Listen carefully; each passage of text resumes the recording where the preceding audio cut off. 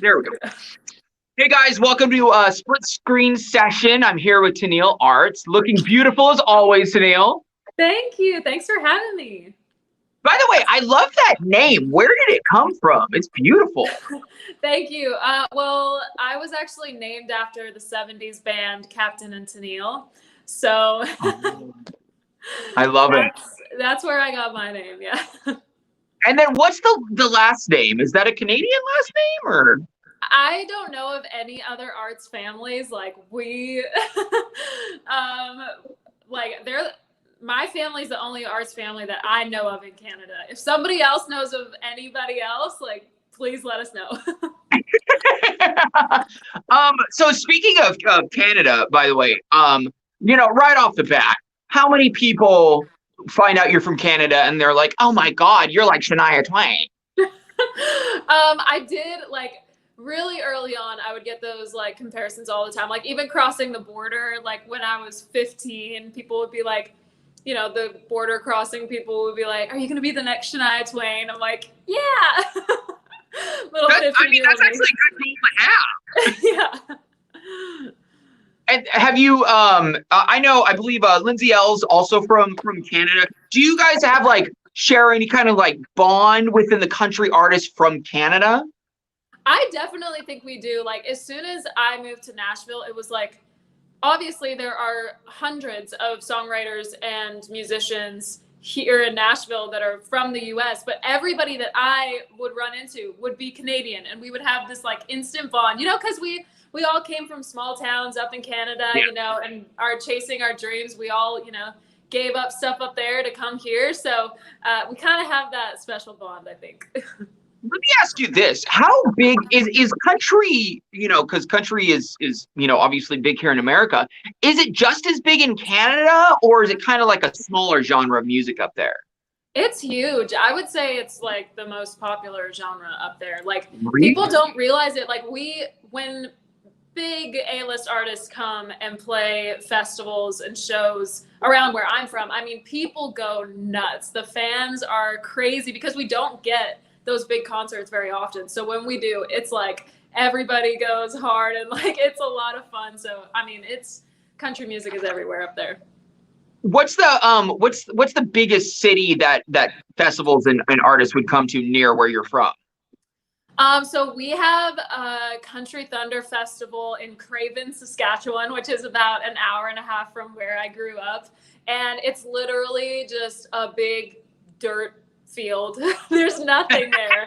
And it's actually in the worst spot because it has hills on both sides. I mean, Saskatchewan hills are pretty small, but it's all the water. It never fails. Every year it rains and the water piles up down there, and it's just a big mud fest, but it's so much fun. Wow. So really, you would have to drive an hour and a half to go see any country artist, really. Yeah, I mean, especially from where I'm from in Weyburn, Saskatchewan, you had to pretty much drive an hour to go to anything, or a really good concert or festival would be probably about 4 hours. So wow, yeah. That's dedication right there. If you love music, Oh yeah, for sure. So let me let's transition really quick because I found it interesting. You're the only artist that has performed on The Bachelor more than once. Yeah. So how did that happen? I love that. So it really was just early on in my career. My manager and I were just talking about outside the box things, and we were like, well, people who perform on The Bachelor, you kind of get that built-in audience of The Bachelor. Let's send them some of your songs and see what happens.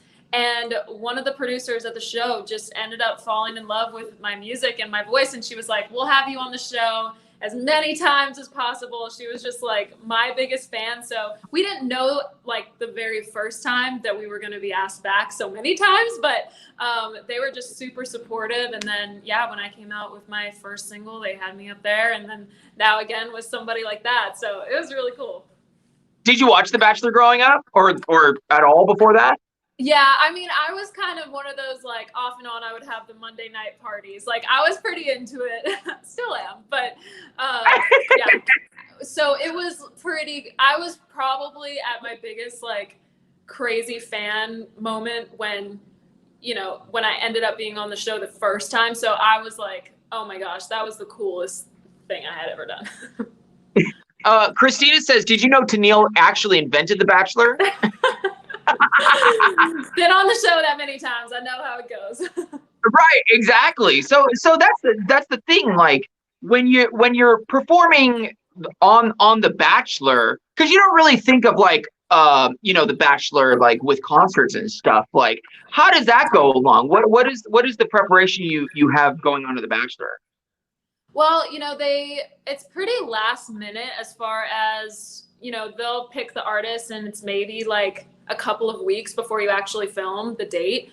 But the details of the date changed like 5 or 6 times before we actually ended up filming. So at one point, like this last time in January when I was on, at one point we were going to be like out in the country. And so I was going to be dressed like very like country concert, you know, that type of vibe. And then it was going to be super formal. So it was going to be, my band was going to be literally in like suits.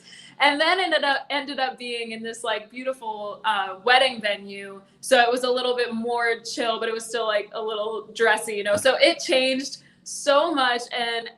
But we knew, one thing that we knew the whole time was that we were going to be performing Somebody Like That, and it was going to be the very first one-on-one date. So we had to set the bar really high for the concerts. That's great. I love it. Did they at least like with all the outfit changes? Did they at least like give them to you, like provide them for you, or no? Did you have to go out? We had to get all of our outfits and stuff, and yeah, I dressed my entire band. I think Wrangler sent us stuff for the band, so they were all covered. Oh, good. Yeah, it was fun. I love it. So it's been almost I believe almost a year since you were inducted in the Grand Ole Opry, or since you made your Grand Ole Opry debut. Yeah. Oh my gosh, it's crazy to think that that was a year ago. Like when I think about it, I get nervous. Like, yeah. I mean, how was that? Were you? Because I know from what I understand, you always have the same dressing room as everyone that has made their debut on the Grand Ole Opry. What was it like? It changing in that dressing room essentially. It was so. I mean, you're looking up at these walls that they've got quotes, they've got pictures of people, you know, making their Opry debut. You've got Taylor Swift, you know, like all of these people, and you're just sitting in there like, wow, all of these people at one point sat in this room and were this nervous and were about to go out and make their debut. And it is kind of like a comforting thing knowing that, you know, this is the room set for people making their debut. And I mean, one thing that shocked me was just how freely everyone walks around backstage. Like you could literally run into anyone back there. It was really cool. So you said that comforts you, that like, say for example, Taylor Swift was just as nervous. Does it also make you feel like you have big shoes to fill? Because at one point, Taylor Swift was exactly where you were, felt exactly how you were, and she's blown up so huge and has crossed so many genres of music. Like, do you feel like, did that kind of give you almost the confidence of, if she was exactly where I am right now, then I can be her? I mean, I think anytime I've like achieved a milestone that somebody I look up to also had that milestone, I think, yeah, it definitely makes you think. I mean, it was confidence for me. It was also the feeling of, okay, the Grand Ole Opry wants me to perform here. It's almost like the industry is just like welcoming you in for the first time, and they're just like, you're a part of us now. And I think that was like the most exciting thing to me, because I'm like, now I just can't wait to play it many, many times. You know, it's just, it's so cool. But it does feel like, okay, those people have, you know, made that milestone, and look how far they've gone. It's like, it's an exciting thing because you can think, you know, that is achievable, you know. What was it like just getting onto that stage? Did you black out? Were you nervous, or was it kind of like a relief? I mean, I remember being extremely nervous backstage, and then it kind of goes into adrenaline. You just like walk out there and you're like, okay, I'm going to do this. But I did mentally want to, you know, not black out, because that happens to me all the time. You know, when it's like a big show, I just kind of go out and do the thing and then walk off and I'm like, wait, what did I just do? Right. But for the Opry, I really wanted to like, you know, take a few deep breaths and like really take it in, because I mean, right now I can picture exactly what it looked like and exactly how it felt. And I'm so glad that I can remember that, because it was really, really special. And when it was over, did you just have like a huge like amount of glee inside and everything? Yeah, I cried. As soon as I got off Tears stage. of joy. Yeah, I mean, it was like, oh, all of that, because they tell you like a month before you're gonna make your debut. So I feel like it was just like building up like all of this like nervous energy, but excitement. And then my entire family flew down for it. Like it was a big deal, like not only for me, but my parents and everybody. So once it was over and like I didn't mess up or anything, I was just really relieved and excited, and just like excited to celebrate with everybody after. I love hearing that. I love hearing that. That's because, you know, I couldn't even imagine being on that stage, even with no audience in there. So, you know, I would be nervous as crap. Uh, you know. So we're gonna get to I believe a couple questions from people watching in a second. I did want to ask you just one more question. How I read that you started writing songs at age 13. How does a 13-year-old get like already have like you must have been born with that talent essentially. I mean, I remember growing up and just like being a super weird kid, like standing in front of the mirror, making up my own songs, you know, and just like that was always a thing that I was doing. So when I didn't like seriously start writing songs until I learned the guitar, which was right around that same age, because I was like, I want to be able to like actually make these songs into something. And so I started playing guitar, and like the songs just started coming out of me. And like, I don't even know what a 13-year-old is going through that they want to write songs about. But when you do you have any, do you remember any of those songs? Like, do you remember what you were writing about when you were 13? Like the dramaticness? I remember there being a song that was called In Between, and it was like, people think that I'm so young, but I'm not, you know, I've got my life figured out. And it's like, totally no. Like looking back. And now you look back and be like, I didn't have my life figured out at 13. Yeah. I'm like, do I even have it figured out now? No. Right. I think the older we get, the less we actually have it figured out, to be honest. It's true that we get so many more things thrown at us. Yeah, exactly. So do we have any, here we go. With all the Reed's asked, with all the quarantine time, any more bedazzled items? You know what? The guitar was the biggest project that I did all throughout quarantine, and I think I need a break from bedazzling after this. Like it was just so much work that if I didn't have to smell that glue again for a while, I'm good. Austin is asking, what's your favorite song off your new album? I mean, Somebody Like That is just like such a hopeful song that I feel like no matter, you know, it's a hopeful song about love. So whether you're in love or you're looking for love, I just feel like it's kind of a song that it kind of fits for everything in life. But I think the song that I wrote for my mom called Call You Names is just like the most special song that I've ever written. So I don't really like asking me to have a favorite is tough because they're all my little. Yeah, it's like choosing between your kids, like your favorite of your kids. Yeah, but I love them all for different reasons. Carly said, is she prepared to be a ringmaster of the circus? She will get it. I don't get it. Yes. Oh my gosh. They're so funny. I've just like got this amazing group of fans that are all like friends, and we just like tweet each other back all day long. It's the best. So inside joke. So are you trying to be in the circus? What's going on? You know what?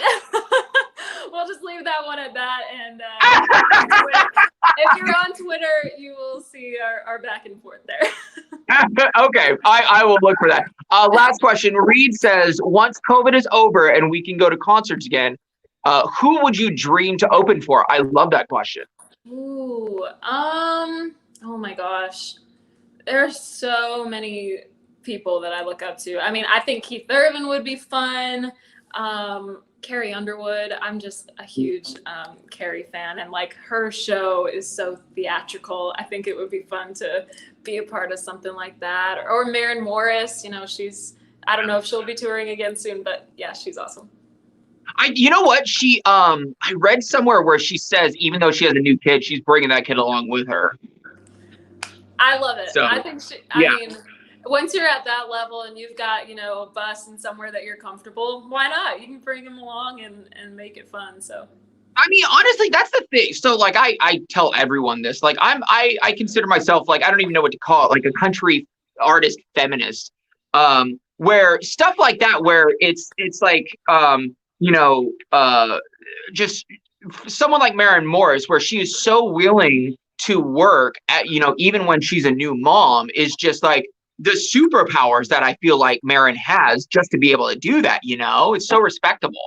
oh, I know. I mean, I think being a mom just in general is probably the most difficult thing in the world. And then like put on top of that she's a mega superstar, you know, like, and she's making it work. It's just incredible to see. It's awesome. Yeah. And it sucks because she's, from what I heard, she did like an interview with Andy Cohen about how she was like getting mom shame. So sadly, she's not going to share pictures of her son anymore. And it's like, that's bull crap. Like, come on. I mean, people just need to stay out of it. They really do. It's like, be happy. Like, there's enough negativity out there right now. So just like be positive. So I'm really excited. Are you good to sing your single right now? Yeah, would love to. Okay, perfect. Is that the bedazzled guitar? It is. It's kind of hard to see. Oh my God, I love it. Thank you. That looks like it did take a lot of time. So shout out to you for that. Thank you. The crystals are so tiny. It was a way bigger project than I thought it was going to be. Perfect. So yay, let's. So this is your single out now. Somebody Like That, correct? Yes. Here we go. Perfect.